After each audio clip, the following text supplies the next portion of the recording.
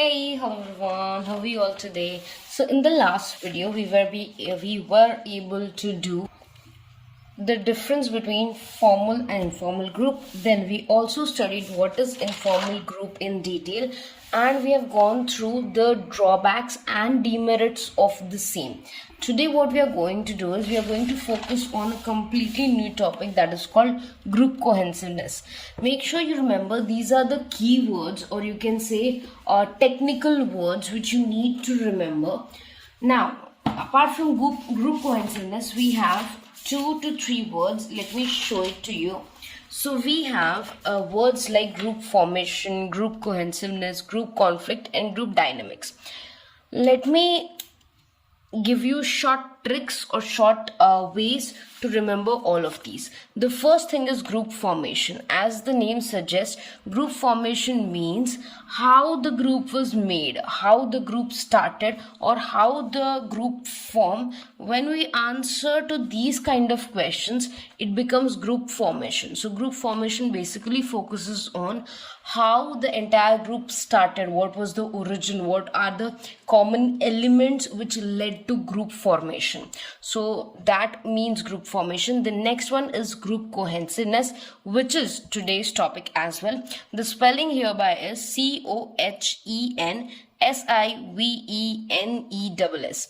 When you are writing your examinations for BCom or BBA or any other examination where there are no MCQs and you have subjective paper, you need to write the correct spelling, because if your spelling is wrong, there would be a marks deduction for the same. So group cohesiveness means the level of bond between the members, the level of togetherness between the members, how close are the members with each other, and how strong is the relationship or bond among the members of the group. So that is called group cohesiveness. So when we talk about if I talk about a group is cohesive, it means that the group is very close to each other. It's very you can say a good bond. It's very difficult to break them. That is called group cohesiveness. Now, group conflict, of course, if we know the meaning of conflict, it becomes very easy.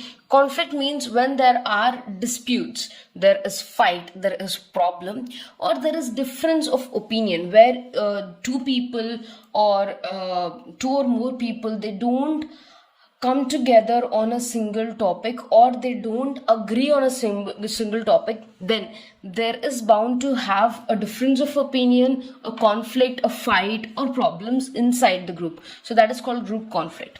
Group dynamics is the last keyword here, and group dynamics refers to the changes in the group. So it could be because of various reasons. It could be because the group is not performing well, there are drastic changes from outside, or there are any other things due to which either the main elements of the groups are changing, the members are changing, their behavior is changing, their thinking is changing. So anything which brings change in the group, that is called group dynamics. And I would like to add one more word here. One second. That is group thinking.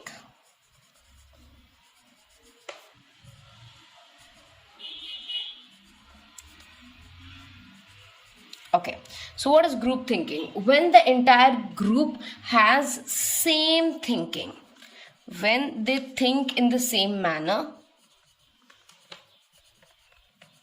when they have same opinions, same you can say suggestions on a particular topic, or when they agree on many things, or they have you can say opinions in general, common opinions, that is called group thinking. Group thinking can be positive also and negative also, that we'll be learning in further topics, but yes, this is what group thinking is. Okay, now let's start with group cohesiveness in detail. Make sure you just write it down in your book, this particular part as it is, because this will help you to understand where to use all these words and what these words mean. So continuing with the current topic, group cohesiveness. Group cohesiveness, informal groups and the success or the stability of these groups depends upon degree of cohesiveness present among the members, the team. Group cohesiveness means the level of attachment of all the group members towards the group. So it means that how much you are connected with each other, how much you are attached to each other. More the group cohesiveness seen in the group where the group is cohesive, or when there is a strong bond, when there is a strong relationship, there is closeness among the group is said to be more cohesive. Okay, now you just can read this entire thing because this is just the explanation of what I have told you just before, like 2 minutes before. So this is the same explanation, you can go through that. Now we'll go to the summary and then we'll start to understand the factors of the group. So more the attachment among the group members, more it is cohesive, which helps in achieving the group goals. So if you have certain group goals and you want to achieve it, make sure your group is cohesive, because if your group is cohesive, then the chances are that all the group members will try to achieve the goals, as well as they will try to move forward taking all together. So that is group cohesiveness. Now the factors which leads to group cohesiveness. So these are the factors which leads to group cohesiveness. Like these are the reasons, I could say these are the causes, these are the main elements which makes the group more cohesive. So we have total 9 points here. Let me just brief out the points first. List out the points first. The first is the nature of the group. Then we also have status of the group, that is the second point. The third is communication network inside the group, size of the group, type of leadership, level of autonomy, pressure from outside, attitude of the management, and interdependence in the group. These are 9 different factors that contribute to group cohesiveness. Let us understand one by one in a detailed manner. So today we'll be doing 4 points, okay, and the remaining 5 points we'll be doing in the next video. The first one is nature of the group. So we have 2 different types of groups, or 2 different you can say categories of group, and if you want those categories, just give me 1 second, I'll show it to you. Okay, so we have heterogeneous groups and homogeneous groups. So to all the people who don't know what heterogeneous or homogeneous means, listen to this video carefully. Heterogeneous means when 2 elements are completely different of each other. For example, book and tea. You cannot replace a book by tea or a tea by book. These 2 are complete different elements. Whereas if I talk about tea and coffee, these both are drinks. It can be a hot drink, you can have a hot coffee, or a hot tea, you can have a iced coffee or iced tea. So these can be replaced with each other because they come under the same category. One more example could be a pencil and a pen. Both are used to write something. So even if I have a pen, I could write something. I have a pencil, I could write. So these are writing tools. This come under a common category. But what if I compare one pencil with a scissor? They both function completely different from each other. They are completely different from each other. You cannot categorize both in a same bunch. It's not possible, because pencil is a writing tool and scissor is a cutting tool. So here both are completely different. When we are talking about scissor and pencil, this is something heterogeneous, means where 2 things are completely different from each other. But when I talk about a red pen and a blue pen, these are homogeneous because they have certain common characteristics. They are used commonly, or they are under the common category. So this is the main difference between heterogeneity and homogeneity. Now moving forward, if I talk about heterogeneous groups, as the name suggests, and if you have understood what is heterogeneous and homogeneous, heterogeneous means when the groups includes different kind of people, like they have different likes, different tastes, they come from different backgrounds and cultures. So we have a combination of heterogeneous groups. Whereas when we talk about homogeneous groups, It means all the people, they have something in common. It could be the age group, it could be the culture, it could be the language, it could be any other thing.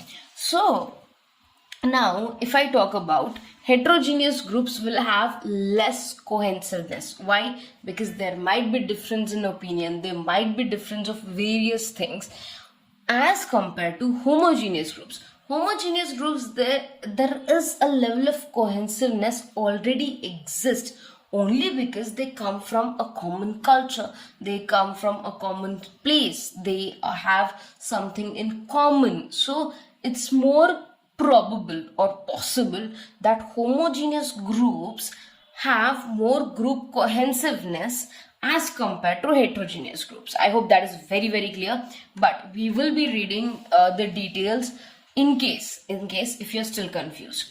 In case of homogeneous means similar groups, more cohesiveness is seen as all the members of the group come from similar background, shares the same feeling, and because of same background they very well understand each other and work unitedly with each other. So homogeneous groups will have more cohesiveness with each other, whereas in case of heterogeneous groups, all the members come from different background with different attitudes, interest, and as a result they do not understand each other and cannot work unitedly. So a conflicting situation may arise. Now to summarize or conclude the first point, nature of group. So the nature of group includes two. The first is homogeneous groups and the second is heterogeneous groups.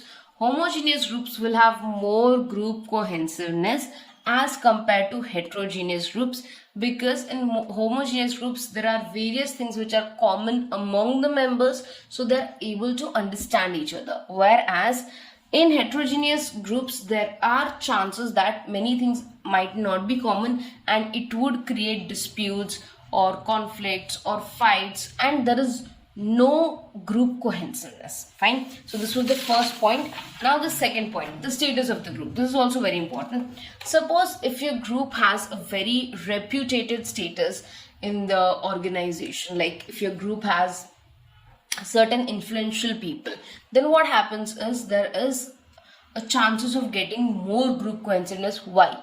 Because none of the group members want to leave the group, only and only because there are influential people and the group has status among others group and the organization. So all the people in the group, they would like to stay inside the group. They don't want to be you can say distinct from the group, so they would be wanting to stay in the group, and that is one of the reasons that they want to have more group cohesiveness. So that is called the status of the group. When any informal group holds an esteemed position in the organization, it is seen that the members of that group feels proud to be belonging to that group, and due to the high status they receive more attention from organization and they work together. It is seen that more group cohesiveness is formed in such kind of groups. So if I take one more example, like if I talk about Amazon, Google, if you're working in Amazon, Google, or any other very reputed company internationally, you are going to try every way so that you don't lose your job, because that is a very reputed firm or very reputed company and everybody knows about them. That is one of the simple examples why a group cohesiveness is more where the status is good.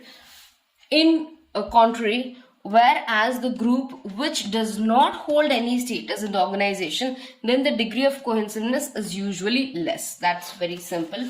Communication network, it's a very simple thing. The more the communication, if the communication is very open, everybody is able to communicate to each other, it becomes very clear that there is group cohesiveness. But if there are restrictions in communication, if there are delays in communication, if there are complicated steps in communication, there are high chances that the group cohesiveness is less, because the communication is confusing, the communication is taking a lot of time, the communication is not clear. So communication network is also important. The last point for today is the size of the group, and the remaining 5 points we are going to do tomorrow in the next video, so make sure you watch the video. Size of the group: if the group is smaller, the cohesiveness is more. If the group is larger, the cohesiveness is less. This is a common, you can say, phenomena. Why? If the group is smaller, all the people will be able to meet each other, greet each other, talk to each other on regular basis. They'll have interactions and everything. Whereas when the group becomes large, it will be really difficult to manage all the relations with other people in the group, as well as to communicate with all the people in the regular basis. Then there are chances that would lead to conflict and various other things. So size of the group, if I consider size of the group, then smaller groups have more group cohesiveness as compared to the larger groups. So you can just read this out, and if you have any doubts, make sure you mention in the comment section, so that if there are any problems, I could solve that. Fine. So take good care of yourself, study hard. Let's meet in the next video, where we will be starting with level of autonomy. That would be the next point. Bye everyone, take care.